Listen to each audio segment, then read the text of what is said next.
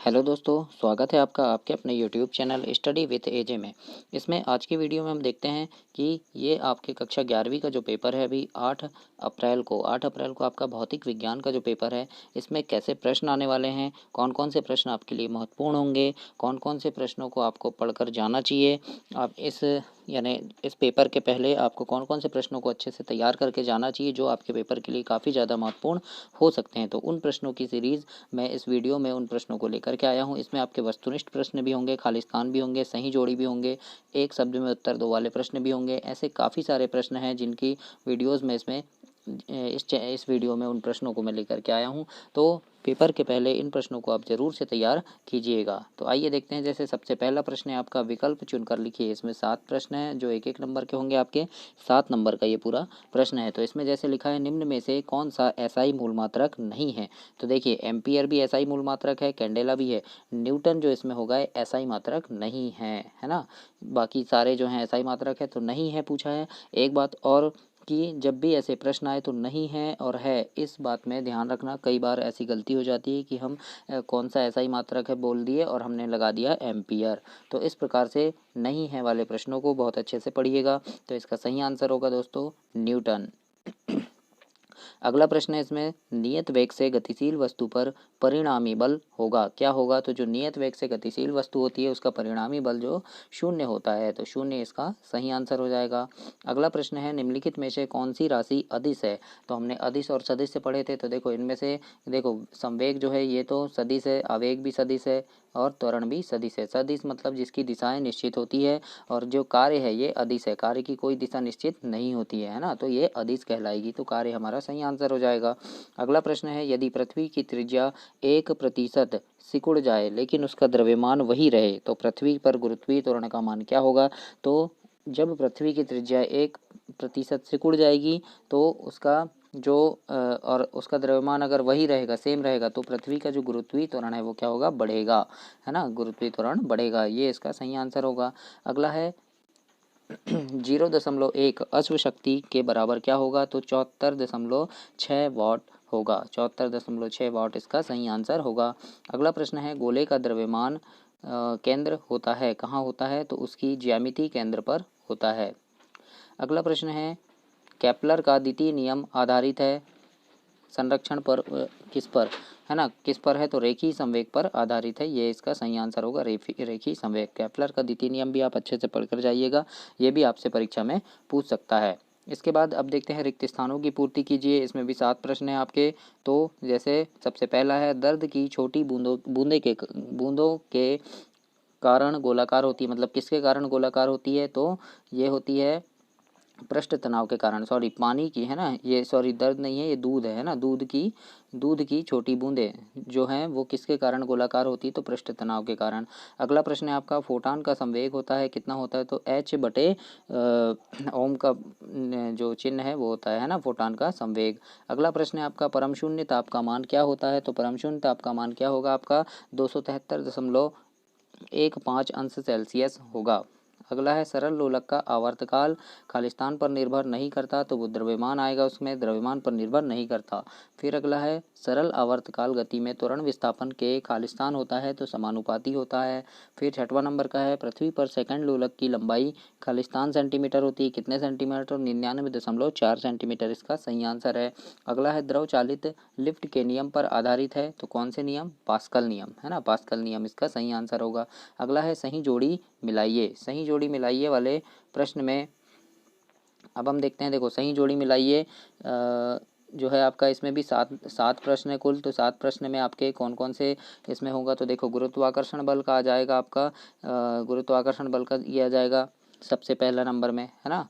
उसके बाद है आपका स अ ग में अधिकतम वेग है ना, संवेग आवेग। इसमें अधिकतम वेग क्या होगा। तो आपका AW इसमें आ जाएगा। फिर 1 EV इसका क्या आ जाएगा आपका। तो तीसरे नंबर का देखो यहाँ पे सभी में नंबर डलें। तो इस प्रकार से आप इनकी सही जोड़ी मिला सकते हैं। इसके आगे हम देखते हैं यहाँ पर कि एक शब्द में उत्तर दो या एक वाक्य में उत्तर लिखिए वाले प्रश्न है आपके। तो एक वाक्य में उत्तर दो वाले प्रश्न में सबसे पहला दिया है आपका, 1 किलोग्राम भार बल कितने न्यूटन के बराबर होता है। तो इसका आंसर क्या हो जाएगा, 9.8 न्यूटन के बराबर होगा 1 किलोग्राम भार। अगला है घूर्णन गति का तृतीय समीकरण क्या है। तो घूर्णन गति का तृतीय समीकरण आप देख लीजिएगा और उस समीकरण को याद करके जाइएगा। पूछ सकता है घूर्णन गति का तृतीय समीकरण, तो 1, 2 ये भी आप पढ़कर जाइएगा। अगला है गुरुत्वीय विभव का मात्रक एवं विमीय सूत्र लिखिए। तो इसका मात्रक होता है जूल प्रति किलोग्राम और इसका विमीय सूत्र आप निकाल सकते हैं। किस प्रकार से निकालना है ये मैंने आपको पढ़ाया था। अगला है घूर्णन गतिज ऊर्जा ई तथा कोणीय संवेग जे में क्या संबंध है। तो इसका उत्तर लिखेंगे हम जे बराबर वर्गमूल 2/E, ये इसका आंसर हो जाएगा। अगला है देखते हैं पृथ्वी तल पर पिंड की गुरुत्वीय स्थितिज ऊर्जा क्या होती है। तो हमने यहाँ पे पढ़ा है GMEM/RE, ये इसका आंसर होगा। अगला प्रश्न है आदर्श गैस में अंतराण्विक बल कितना होता है। तो इसका आंसर है 0।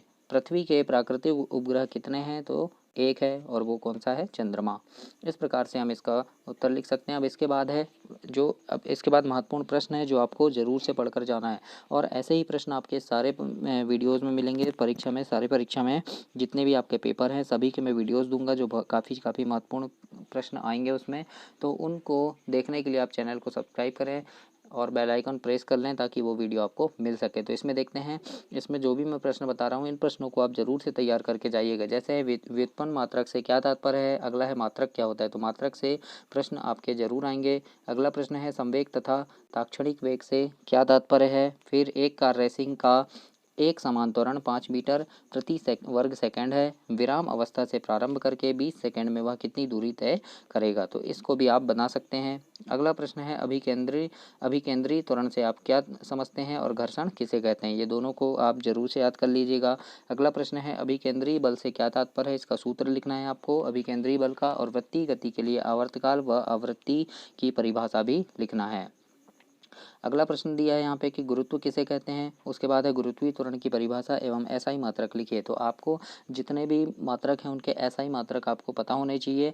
किसी का भी पूछ सकता है आपसे, विकल्प में पूछ सकता है, सही जोड़ी में पूछ सकता है, खालिस्तान में। तो ये सारे मात्रक आप जरूर से याद करके जाइएगा। अगला है आपका विशिष्ट ऊष्मा क्या होती है, ऊष्माधारिता से क्या तात्पर्य है। ये दोनों प्रश्न भी काफ़ी ज़्यादा महत्वपूर्ण है। अगला है इसके बाद अवोगाद्रो का नियम लिखिए, अवोगाद्रो संख्या लिखिए। ये भी आपका आईएमपी प्रश्न है, जरूर पूछ सकता है। अगला है स्वातंत्र कोटि से आप क्या समझते हैं। इसके बाद है सरल लुलक क्या होता है। फिर दोलन गति के आवर्तकाल से क्या समझते हैं। तो ये जितने भी प्रश्न हैं बच्चों, ये सारे प्रश्न काफ़ी ज़्यादा महत्वपूर्ण है। तो इन प्रश्नों को आप पेपर के पहले ज़रूर से तैयार करके जाइएगा। इसके बाद अगला है निम्नलिखित भौतिक राशियों के विमीय सूत्र लिखिए। तो यहाँ पे जैसे दिया है प्लांक नियतांक है ना, सार्वत्रिक गुरुत्वाकर्षण, प्रत्यास्थता गुणांक, स्प्रिंग का बल नियतांक। तो और भी जो राशियां हैं आपकी भौतिक राशियां, उनके आपको विमीय सूत्र निकालते आना चाहिए। मैंने आपको जरूर से पढ़ाया है कि विमीय सूत्र कैसे निकालते हैं। तो सारी राशियों के आपको बनना चाहिए। इसके बाद है कार्य की परिभाषा लिखकर उसका व्यंजक निगमित कीजिए। कार्य की परिभाषा लिखना है और उसका व्यंजक बनाना है। फिर है संघट्ट से क्या तात्पर्य है। तात्पर्य प्रत्यास्थ एवं प्रत्यास्थ संघट्ट में कोई दो अंतर लिखिए। तो ये भी आपका काफ़ी महत्वपूर्ण प्रश्न है, इसको भी आप अच्छे से पढ़िएगा। अगला है आपका कोणीय संवेग तथा बल आघूर्ण में संबंध स्थापित कीजिए। इसके बाद है कोणीय संवेग संरक्षण का नियम क्या है, लिखिए एवं सिद्ध कीजिए। अगला प्रश्न है इसमें निम्नलिखित को परिभाषित कीजिए। प्रत्यास्थता थकान, प्रत्यास्थता का उत्तर प्रभाव। इस प्रकार से आप इसका उत्तर लिख सकते हैं। और अगला है आप सरल लोलक के आवर्त के लिए व्यंजक, जो ये व्यंजक दिया है इसको स्थापित करना है। यदि सरल आवर्त गति में किसी कारण के विस्थापन का समीकरण जो दिया है यहाँ पे, उसका वेग व त्वरण का समीकरण ज्ञात कीजिए। तो इस प्रकार से कुछ प्रश्न आएंगे। ये 18 नंबर का प्रश्न है। फिर इस प्रकार से ये सिद्ध कीजिए कि संप्रेक्ष्य का पथ परवलयाकार होता है। तो इसको सिद्ध करना है आपको। न्यूटन का शीतलन नियम क्या है, शीतलन नियम काफ़ी इंपॉर्टेंट है। इसके बाद आपका यहाँ पे प्रयोग विधि भी लिखना है उसकी, और उपकरण का चित्र भी बनाना है आपको। तो इस प्रकार से ये जो कुछ प्रश्न है ये काफ़ी ज़्यादा महत्वपूर्ण प्रश्न है। तो इन प्रश्नों को आप ज़रूर से तैयार करके जाइएगा, ये आपके पेपर में पूछ सकते हैं। तो ये थी इम्पोर्टेंट प्रश्नों की वीडियोज़। ऐसे ही मैं सारे आपके जितने भी पेपर हैं सभी पेपर के आपको महत्वपूर्ण वीडियोज़ दूंगा। उसके लिए चैनल को सब्सक्राइब करना, वीडियो को लाइक करना और अपने दोस्तों तक भी इसे शेयर करना। धन्यवाद।